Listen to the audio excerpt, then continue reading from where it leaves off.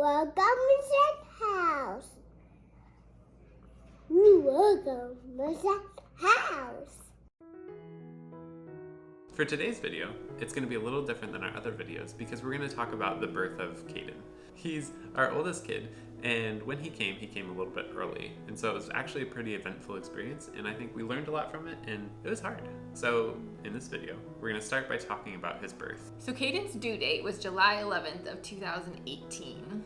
And on June 11th of 2018, that was my last day of work. I had planned to finish work a month early so I could get ready for him coming, finish up things around the house, pack my hospital bag, things like that. So I finished up exactly a month early from when he was supposed to come. But on that night at 3 a.m., the night after I had just finished my last day of work, my water started leaking. I woke up in the middle of the night. I felt a small gush. It wasn't like everything. It was small. And I was like, okay, that's interesting. Not sure what that was.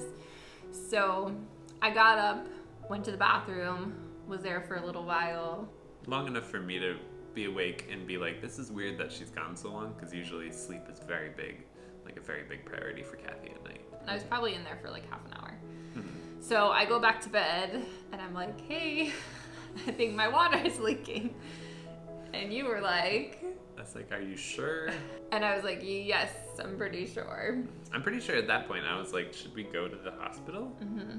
And you being casual, non-urgent you were like, no, it's fine. I wasn't having contractions or anything like that. And I kind of wanted to check with the doctor before we just went to the hospital, because you hear about all these people who like went to the hospital too early and then the hospital sends them back home. And I didn't want to go through all that, especially in the middle of the night. And so I was like, well, we'll just wait until 8:30 when the doctor's office open, and then I'll call and see what they tell us to do. So that was the plan, was to call the doctor's office as soon as they open, see what they said. I just want to point out, if you're having a baby and you're 8 months pregnant and your water breaks, it's okay for you to be an inconvenience to the hospital. You don't need to wait for business hours to open up for you to actually go. It's also okay to just call the on-call line. I don't know why we didn't really know. I just thought we couldn't call until the office opened. So that's things you learn after having your first baby, apparently. And we hadn't gotten to the point in our doctor's appointments where the doctor started telling us, like, if your water breaks, come in, or if this happens, come into the hospital. We didn't get to that point because I was only 35 weeks, 6 days. So we weren't really sure what we were supposed to do. So at that point, it was 3 a.m. My water started leaking. I think around 5 a.m, we decided, okay, let's get up, let's start getting things ready. Like I said earlier, we hadn't packed a hospital bag because that was something I was going to do after I finished work. And so we started packing things. Jacob ran to Target as soon as they opened at 8. Yeah, they don't open till 8. I'm not exactly sure where the 3 hours between 5 and 8 went, because I do remember that is when we got up at 5. And I kind of remember being busy right up until 8. Which is also probably because Kathy didn't do a whole lot of moving around, so I was packing everything. So Jacob went to Target, grabbed some things that we still needed for the hospital and for the baby, like diapers and things. So at 8:30, when the doctor's office opened, I called and I talked to one of the nurses and I said, hey, I think my water is leaking. What should I do? And she said, go to the hospital. So we were like, okay, they told us to go to the hospital. That's what we're gonna do. So we finished getting ready and then we left to go to the hospital.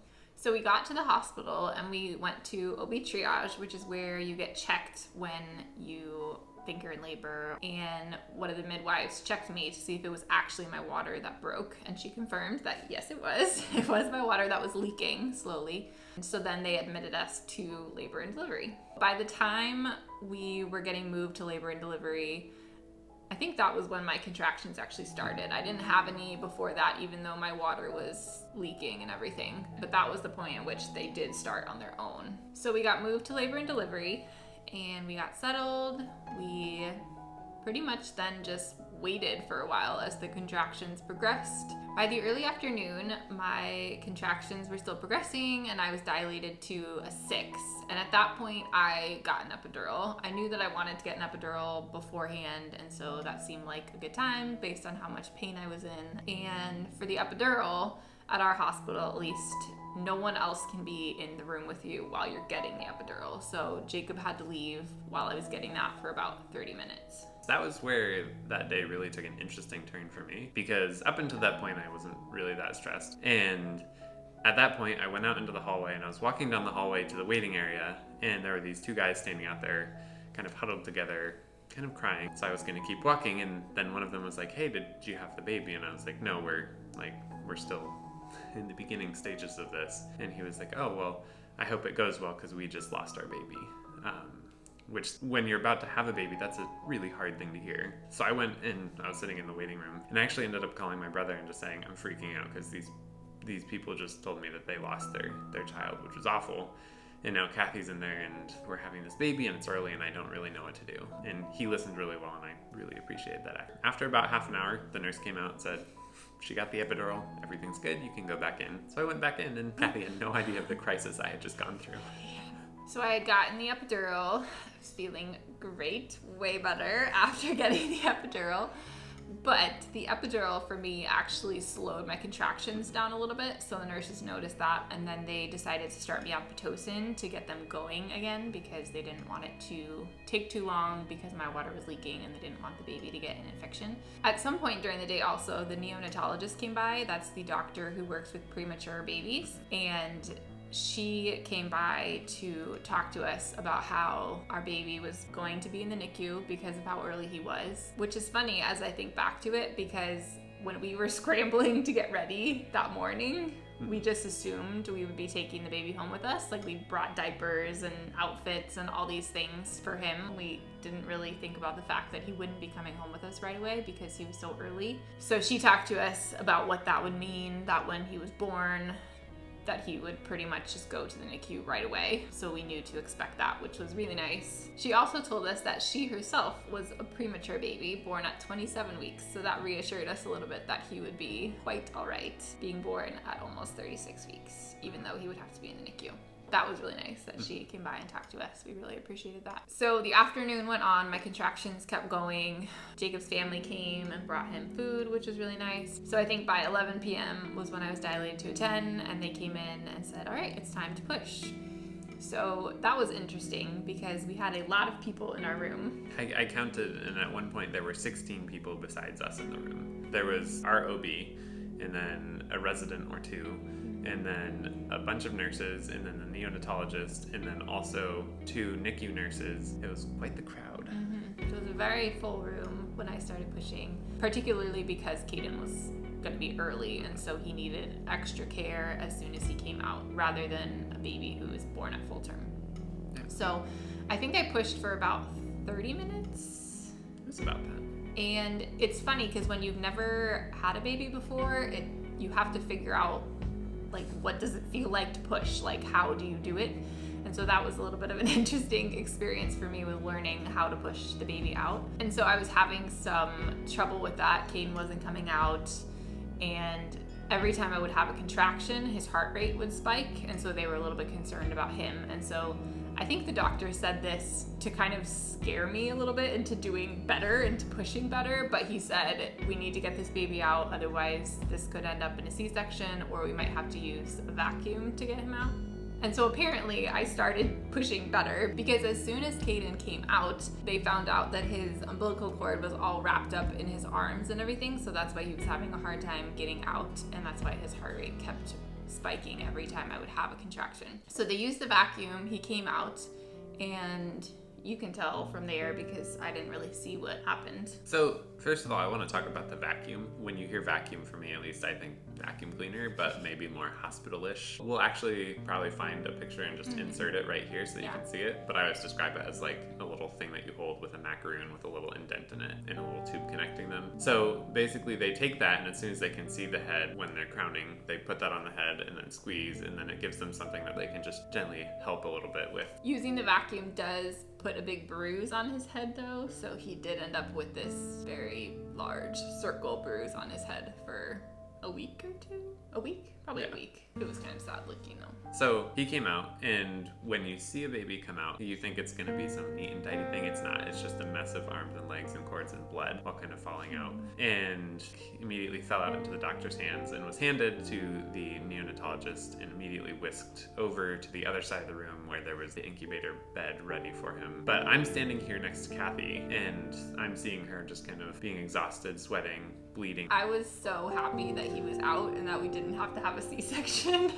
Like, so happy. And so how she expressed that was by just closing her eyes and not saying anything and not responding to anything. So I'm standing there thinking like, great, well, she's dying. And then on the other side of the room, like, I'm not at all a medical doctor, but I have enough medical training to like know when things are happening and when things are good and when they're bad. Mm-hmm. And I'm watching on the other side of the room, and they're using a bag valve ventilator on Kaeden. And he's not crying or anything, so I see them basically doing infant CPR on him. And I'm like, that's bad. So for me, in my head, I'm like, well, my wife is dying, my baby's dying. This is turning into a really rough night. And that went on for what was probably like 30 seconds maybe, but for me felt like a year or two. And then after that brief period of time, that felt like an eternity, they motioned me over, and so I walked over, and they're like, hey, this is what's going on. There's some fluid in his lungs, so he's having a little trouble breathing, and so we need to get him on oxygen, and we need to take him to the NICU and do these things right away. And I'm pretty sure they asked, is that all right? And for a parent of a new baby who, I'm not a neonatologist, I am not a nurse, I don't really know how to keep a small baby alive. I'm like, yeah, of course, like, do whatever you need to do. I think they tidied him up a tiny bit more and then brought him over so that Kathy could see him, and then they immediately took him away and brought him into the NICU. So then after they took Kaeden out, I delivered the placenta, and then the doctor stitched me up a little bit. I don't actually know how many stitches I got or how bad the tearing was, but I know that I did tear, and I know that I got a few at least stitches. So they didn't tell me, so I'm not sure. And we didn't ask. It wasn't the primary concern. Was my stitches. So after I was all settled and everything, I still couldn't walk because of the epidural, and so I just rested and waited until I could go see Kaeden. But the neonatologist came soon after that and got Jacob and said, do you want to go see your baby? Of course I do. Yes, I would love that. So I left and walked with the neonatologist to the NICU, which is just a little bit down the hallway. It was a really weird experience getting to go in there for the first time at like 2 a.m. because they have everything like fairly dim, but there's all of these machines, all these beeping things, and lots of like flashing lights. And then also you walk through this room and there's just lots of babies in large machines hooked up to a lot of wires. And that's a very sobering thing as a new parent. But then it was also interesting walking over to Kaeden and seeing him for the first time, because it's really hard to walk into a room and see your new baby hooked up to wires and tubes and see them like struggling and looking like they're in pain and like they don't know what's going on, and you can't do anything about it. Yeah, and it dashes your expectations you had of having the baby and bringing them home, and you're not expecting any of that for them to be still in the hospital and attached to all these things with all these monitors on them and being so small. I think with all of that, it's also interesting when it's your first kid, and for me it was this realization of like, oh, there's now like my life isn't just about me and Kathy, it's about me and Kathy and Kaeden. And right now, like, Kathy's in one room of the hospital, Caden's in another, and I can't be in both places. And even if I can, I can't really fix anything with either of them. And that was like a really heavy moment. At the same time though, it was like a really exciting moment because I got to go in there and see him and hold him. And it was funny because like I thought I went in there and hung out for like 5 minutes, and it turns out it was like an hour or something where I just sat there holding him, looking at him. It was really fun, but also very hard. Even now, like 2 years later almost, it's still hard because I look back on it and it was really painful. Even though it was really fun and beautiful and good, like there's still a lot of pain there. And I was sitting in my hospital bed being like, where's Jacob? Why hasn't he texted me? And then I realized, oh, he has texted me. He texted me a picture of him and our baby, but I didn't get it because my phone was on Do Not Disturb because it was the middle of the night. So Kaeden was born at 5 pounds, 3 ounces, and he was 19 inches long. And he was born at 35 weeks, 6 days. And We are going to leave the story there for right now and pick up the story in a future video where we talk about our experience with him being in the NICU and what that was like. So we hope that you will stay with us on this journey of talking about Kaeden, and we will link that video down below when we have it out there, and we hope you will check it out. So again, thanks for watching. We hope you enjoyed that or that you got something from it. If you did, or if you have more questions, we would love to hear about those in the comments down below. But other than that, feel free to leave us a like or subscribe to the channel. And you can follow us on Instagram at the Sandhouse House. And we look forward to telling you more about Kaeden in future videos at the Sandhouse House. Goodbye. Come on down. Bye-bye. Bye-bye.